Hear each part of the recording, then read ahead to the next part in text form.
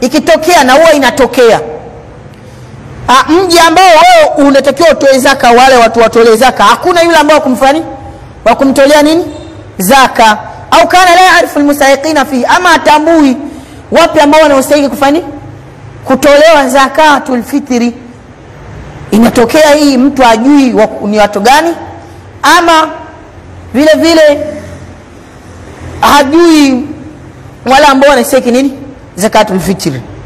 Atasema wakala man yadfauha, basi atatakiwa atoe, apate mwakilishi wa kuweza kumtolea fi makani fihi mustahiqun, katika eneo ambalo kuna wanaofanya wanaostahili. Mfano kama uko hapa unamtafuta wakili, mfano Rugongo ama Kuze ama wapi, unasema kuwa wakili wangu katika zakatul fitri hii, lakini uifikisha katika watu wanaostahili. Tumelana vizuri, kwa sababu mimi katika eneo hili sioni wa kufanya wa kumpa zakatul fitri, ama mimi siwajui ambao wanaofanya wanatakiwa watolewe zakatul fitri.